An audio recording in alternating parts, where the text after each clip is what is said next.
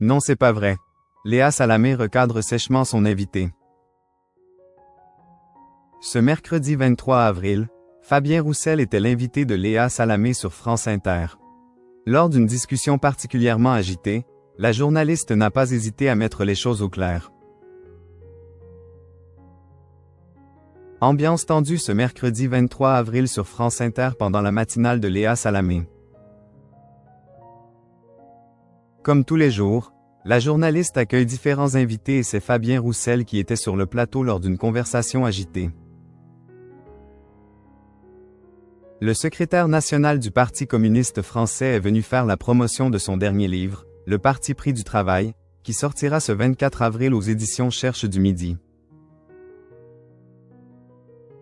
Lorsque la discussion s'est dirigée vers les grands patrons français, Fabien Roussel a mentionné les grands patrons du CAC 40 que vous recevez ici, à qui vous déroulez le tapis rouge. Il a immédiatement été coupé par Léa Salamé qui a affirmé « Non, on ne déroule pas le tapis rouge, ce n'est pas vrai ». Ce qui n'a pas empêché Fabien Roussel de poursuivre. Le ton monte entre Léa Salamé et Fabien Roussel. Le secrétaire du Parti communiste français souligne que si les chefs de ces grandes entreprises créent des emplois, cela ne signifie pas pour autant qu'il faut les applaudir. Il rappelle qu'une vaste majorité des personnes qui travaillent justement dans ces entreprises sont mal payées et touchent, après des années de travail, une retraite qui n'atteint même pas le SMIC. Et de poursuivre. Les patrons de grandes entreprises, NDLR, pompent les finances publiques. Ils ont bénéficié, sous Emmanuel Macron, de plus de 200 milliards d'euros de réduction d'impôts depuis 2019. Et on va aller prendre 10% aux retraités? Ils nous pompent les finances publiques, ils pompent notre force de travail et il faut leur dire merci. S'agace Fabien Roussel.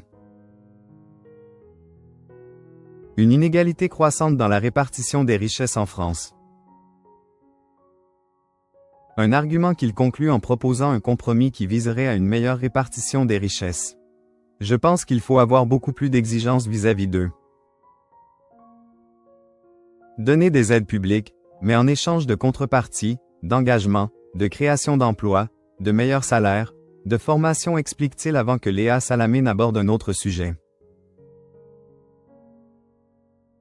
Selon les données de l'INSEE, en 2022, les 10% des personnes les plus riches détenaient 47% du patrimoine total des ménages en France.